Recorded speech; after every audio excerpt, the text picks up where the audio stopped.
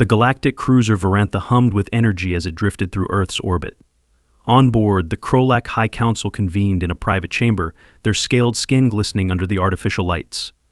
The Krolaks, a reptilian species known for their cunning and ambition, had spent decades studying humans from afar. Earth was a chaotic place rife with conflict, unpredictable weather, and beings who thrived in conditions many species considered intolerable. To the Krolak Council, Earth's resilience was both fascinating and deeply troubling. "Humans are dangerous," hissed Chief Strategist Sorkil, his orange eyes narrowed. "They adapt too quickly. Their technology lags behind, but their creativity compensates. Imagine what they would do if they had resources comparable to ours." Grand Arbiter Zelon, the eldest and most cunning among them, tilted his elongated head. "Precisely why we must ensure their subservience, or eliminate the threat entirely." The chamber fell silent.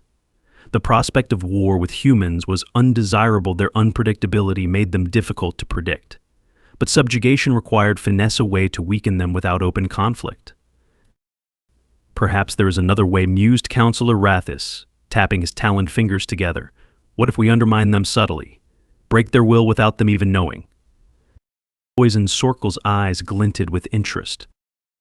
"A toxin that targets their biological weaknesses," Rathis elaborated. "Administered covertly, we weaken them until they beg for assistance." Zelon considered this, but it must be undetectable, slow-acting. "We do not want them tracing it to us." "We can engineer it," Rathis promised. "Something tailored to their physiology. Perhaps introduced through something innocuous, a food or drink." Zelon's gaze darkened, a smile spreading across his thin lips. "Begin preparations." Miles below, in the bustling heart of New York City, Ethan Pierce sipped a coffee at a small cafe near his office. The mid-morning sun streamed through the windows, and the aroma of freshly baked pastries filled the air. Ethan, a researcher specializing in biochemistry, scrolled through reports on his tablet, oblivious to the faint shimmer in the sky that marked the Krolak cruiser's presence. "Another day, another dollar," he muttered, taking another sip. Life was hectic, but he liked it that way. Just as he was about to dive back into his work, his phone buzzed. It was a text from his friend and fellow researcher Carmen. "Hey, Eth, did you hear about the free samples in Central Park? Some new energy drink company is giving away cases. You in?" Ethan chuckled. Carmen's enthusiasm was contagious even via text. "Sure. Free is my favorite price." Half an hour later, Ethan found himself among a crowd in Central Park. The booth was manned by smiling representatives who handed out sleek, metallic blue cans labeled Kylos Revitalizer. The drink claimed to boost energy, enhance focus, and even provide cellular rejuvenation. Too good to be true, Ethan thought. But Carmen was already cracking one open. "To free stuff," she declared, raising her can in a mock toast. "To science," Ethan replied with a grin, before taking a swig. The taste was unlike anything he'd had before, intensely bitter, but with a hint of sweetness that lingered. He winced, then shrugged. Carmen made a similar face. "Yes," she said. "Bitter, but I've had worse." "Same," Ethan agreed.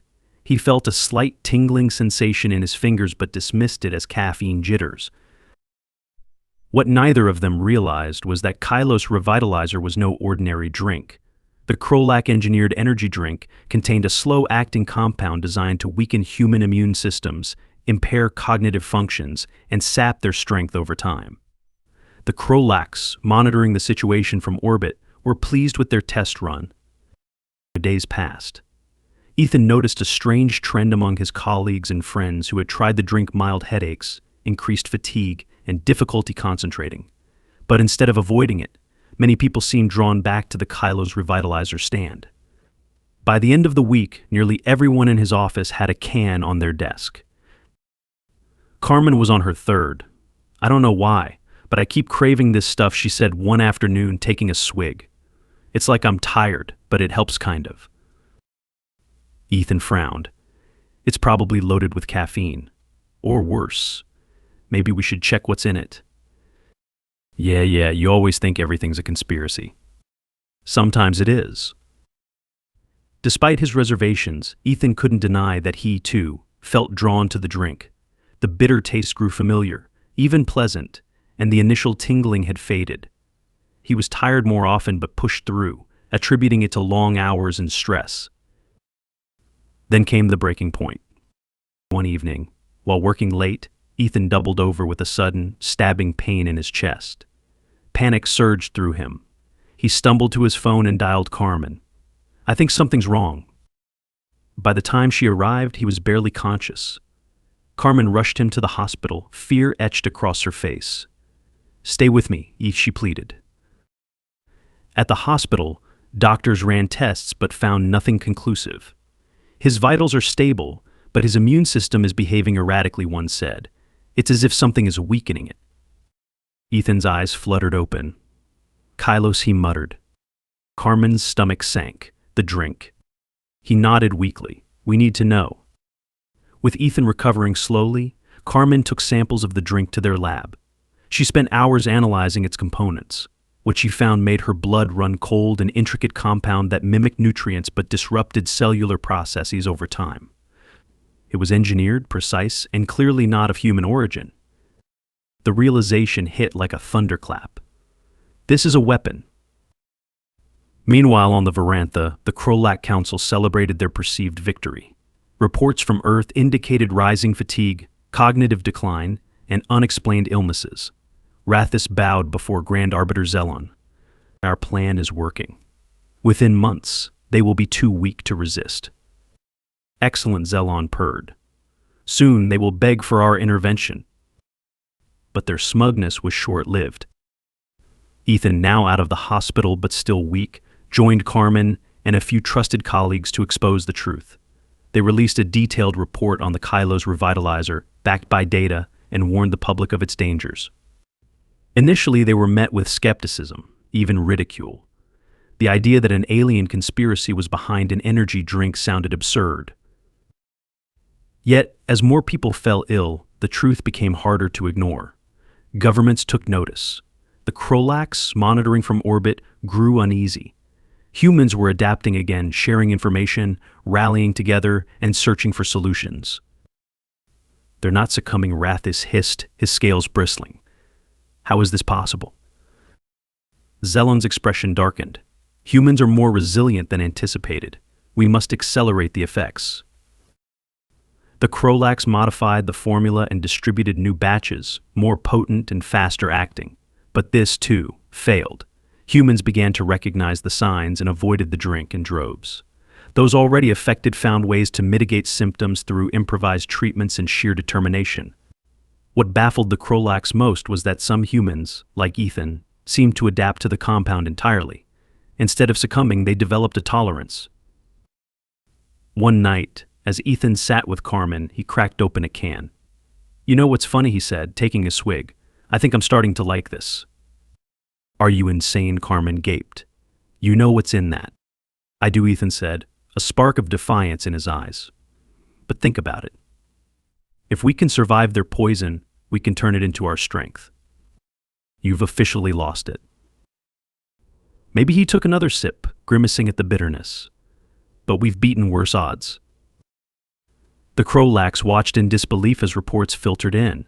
Not only were humans resisting, but some were consuming the compound willingly. "This cannot be," Sorkel spat. "They should be dying." Zelon's face was a mask of fury. "No more half measures. We will confront them directly." A team of Krolak envoys descended to Earth, disguised as emissaries offering cures for the mysterious ailment. They arranged a meeting with human leaders, including Ethan and Carmen, under the guise of negotiation. In truth, they intended to deliver an ultimatum: submit to Krolak rule or face annihilation. Ethan, still weakened but unbroken, met the Krolak envoys with fire in his eyes. "So it was you," he said, his voice cutting through the room. "You poisoned us." Zelon's lips curled. "Humans are resilient, but even you must see the futility. Accept our rule, and we will cure you." Ethan chuckled, a hollow, defiant sound. "Funny thing about humans. We don't take kindly to being poisoned." "Defiance is pointless," Zelon sneered. Your species is already weakened." "Then why are you here?" Ethan shot back. "Afraid we might surprise you again." The tension in the room crackled. Carmen stepped forward, holding a modified vial of the compound. "You wanted to break us, but we found a way to counteract it. Soon we'll turn it against you." Zelon's eyes widened. "Lies. Try us." The standoff continued, but it was clear the Krolax had underestimated their prey. Humans were stubborn, unpredictable, and above all, unbreakable. The room was a battlefield of tension as Ethan stared down Zelon and the other Krolak envoys. Their reptilian eyes narrowed, reflecting a mixture of fury and disbelief. The idea that humans, primitive, chaotic humans, could resist their carefully engineered toxin was an affront to everything the Krolax believed about their superiority. But the evidence stood before them, not just resistance, but defiance. Zelon's scaly lips curled back into a sneer. "You claim you can counteract the compound. Bluffing will gain you nothing, human." Ethan's grip on the modified vial tightened. He knew they were gambling. While they had managed to develop a temporary treatment to mitigate the effects of the poison, turning it into a weapon was still beyond their reach. But the Krolax didn't need to know that. Not yet. "It's no bluff," Ethan said, injecting confidence into his voice. "Your plan has failed. We've adapted. Soon your toxin will be useless, and worse, it will become our weapon against you." A ripple of murmurs spread through the room. Carmen stepped forward, backing him up. "We know more than you think. Your compound targeted our immune systems, disrupted our cells, but humans evolve faster than you anticipated. Did you really believe you could break us with a bitter drink?" Zelon hissed, his composure slipping. "Your arrogance will be your undoing." "Funny," Ethan retorted, his tone icy. "I was about to say the same about yours." The Krolak envoys exchanged glances, their silent communication betraying uncertainty. Zelon leaned in, his breath hissing between sharp teeth. "You dare threaten the Krolak Dominion? You have no idea what you are up against." Ethan's heart pounded. He could feel the weight of the moment. One wrong word, one sign of weakness, and they would be doomed. "We're not threatening you. We're warning you. Earth won't bow." Silence fell again, broken only by the low hum of the overhead lights. Finally, Zelon stepped back, regaining some semblance of control. "Very well, human. If you wish to play this game, we will oblige. But understand this, you have invited your own destruction." With that, the Krolak envoys turned and strode from the room, their departure leaving a chill in the air. Once the Krolaks were gone, Ethan and Carmen sank into chairs, the adrenaline crashing out of their systems. The room, now devoid of their enemies, felt oppressively quiet. "Do you think they bought it?" Carmen asked, her voice low and tired. "They have to," Ethan said, though he wasn't sure he believed it himself. "It's our only chance." Outside, the world was changing. News of the Krolak plot had spread, spurring outrage and uniting humans across continents. Governments, scientists, and ordinary citizens rallied to combat the alien threat. The Kylos revitalizer cans were seized, tested, and destroyed. Laboratories worked around the clock, analyzing every facet of the Krolak compound to better understand its effects and how to neutralize them. Ethan found himself at the center of the effort. Despite the lingering effects of the poison, he pushed himself to the brink, driven by the knowledge that humanity's survival depended on their work. Carmen was by his side, a constant source of support and brilliance. Together, they led a team of researchers in developing treatments to reverse the damage done by the Krolak toxin. Progress was slow, but every breakthrough brought a glimmer of hope. But the Krolaks were not idle. Within weeks, the Varanthi unleashed a new wave of attacks. This time, they targeted infrastructure, communications, water supplies, and transportation networks. Chaos erupted as Earth's defenders scrambled to respond. Cities descended into panic, but even in the midst of it, humans refused to bow. Ethan and Carmen worked tirelessly, coordinating with resistance leaders and military units. They knew that the Krolak's true goal was to demoralize humanity, to make them feel isolated and hopeless. So they fought back not just with weapons, but with information. Broadcasts went out daily, exposing Krolak tactics, sharing survival tips, and reminding people of their strength. One night, after hours of relentless work, Ethan and Carmen sat on the rooftop of their lab, staring at the distant horizon. Fires burned in the distance, and the air smelled of smoke and desperation. "Do you ever wonder," Carmen said quietly, "if we're in over our heads?" "Every day," Ethan admitted. "But we can't stop." She nodded, her expression weary but determined. "No, we can't." They sat in silence, the weight of their mission pressing down on them. Then, in the darkness, a distant rumble echoed, a reminder that the battle was far from over. The Krolak's next move was unexpected. Instead of escalating their attacks, they issued a message to humanity, a challenge. Zelon himself appeared on screens across the world, his scaled form towering and menacing. "Humans of Earth," he intoned, his voice dripping with contempt, "you have resisted longer than anticipated. Impressive, for a species so primitive. But let us see how resilient you truly are. I invite your best to face our champions in combat, a test of strength, wit, and endurance. Should you prevail, we will consider alternative terms. Should you fail, your world will know no mercy. Accept the challenge or watch as your people are ground to dust beneath our heel." The broadcast ended, leaving Earth in stunned silence. A challenge? It was a bizarre proposition, almost medieval in nature, but also deeply unsettling. Ethan, like many others, immediately saw it for what it was: a trap. "It's psychological warfare," he said, pacing the lab.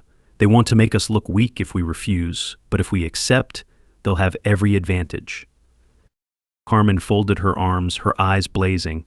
"So what do we do? Refuse and risk appearing broken, or accept and walk into a trap?" Ethan stopped pacing, meeting her gaze. "We accept. But we do it on our terms."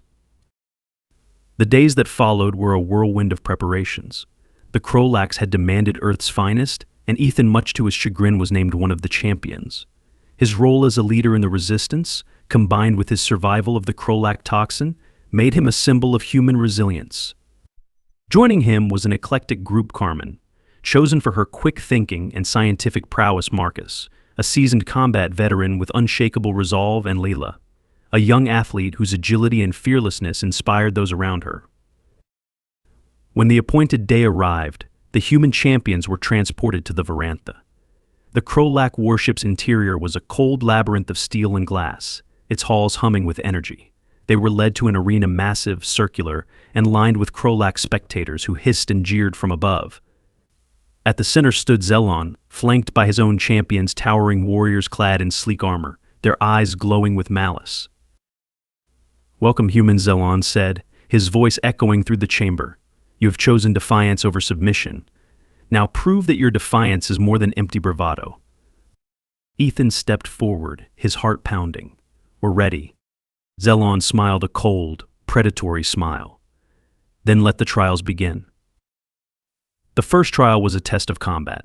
Ethan and his team faced off against two Krolak champions, massive, reptilian warriors armed with plasma-spewing staffs. The Krolaks moved with ruthless precision, their attacks swift and unrelenting. But humanity had never fought fair, and the champions knew it. Marcus led the charge, using his experience to anticipate the Krolaks' movements. He parried a strike, creating an opening for Layla, who darted in with blinding speed, landing a blow that sent one Krolak staggering. Carmen, meanwhile, provided support from the edges, using an improvised device to disrupt their opponent's weapons. Ethan focused on the second Krolak, his movements calculated. He had no delusions of matching the creature's strength, so he played to his advantage: speed and unpredictability. Dodging a swing, he used a sharp fragment of metal to pierce a vulnerable joint in the Krolak's armor. The champion roared, its plasma staff sputtering. With coordinated strikes, the humans brought their opponents down. The Krolak spectators fell silent, their jeers turning to murmurs of disbelief. Zelon's eyes narrowed. Impressive. But brute strength alone will not save you. The next trial was a puzzle, an intricate series of shifting tiles that had to be arranged in a precise pattern to unlock a path forward. The challenge required intellect, intuition, and patience. As the tiles moved, symbols glowed and shifted, creating patterns that defied logic. Carmen stepped forward, her mind already racing. I've seen similar patterns before, mathematical sequences, but with layers. She worked quickly, guiding the others to move tiles and align symbols. Ethan and Layla followed her lead, while Marcus kept a watchful eye on their surroundings. The Krolax, no doubt, would resort to treachery if they felt cornered. The tiles shifted, emitting a low hum. For a moment, nothing happened. Then, the path opened, revealing the way forward. Carmen let out a breath she hadn't realized she was holding. One step at a time, she whispered. The final trial combined both strength and cunning, a labyrinth filled with traps, hostile drones, and shifting walls. The team moved cautiously, every step a calculated risk. At one point, a drone ambushed them, firing beams of searing light. Layla's quick reflexes saved them, but not without cost. She took a glancing hit that left her arm burned and trembling. "We keep going," she insisted through gritted teeth. "I'm not stopping now." As they navigated the labyrinth, Ethan noticed something odd. The walls seemed to pulse rhythmically, as if responding to their movements. Realization struck him this wasn't just a trial. It was a living organism, an extension of the Krolax ship. "They're watching us through this thing," he said, "manipulating it." "Then we'll give them something they don't expect," Carmen replied, a fierce determination in her eyes. Using their knowledge of the compound that had once poisoned them, they improvised a disruptor, destabilizing the labyrinth's control systems. The walls shuddered, and for a moment, chaos reigned. The drones faltered, and the Krolax control slipped.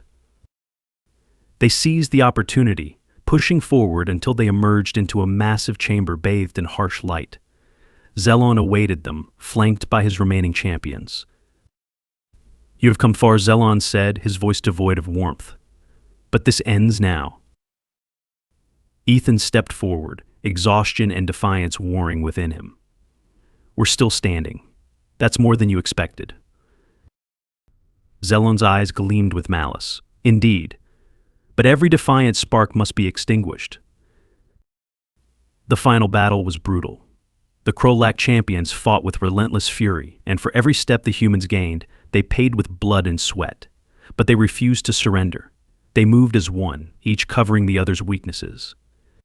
When Marcus fell, gravely wounded, Layla stood over him, her injuries forgotten in a surge of rage. Carmen used every ounce of her ingenuity to counter the Krolax tactics, while Ethan faced Zelon himself. The Krolax leader was faster and stronger, his strikes precise and deadly. But Ethan fought with a different kind of strength, the strength born of desperation, hope, and the unbreakable bonds that tied him to his people. Zelon sneered as their blades clashed. "You fight for a lost cause." "No," Ethan growled, forcing Zelon back with a surge of strength. "I fight because we refuse to be broken." With one final, desperate strike, he drove his blade through Zelon's armor. The Krolax staggered, disbelief in his eyes as he fell. The remaining champions hesitated, their resolve faltering. The Krolax spectators watched in stunned silence. Ethan, battered and bloodied, raised his head.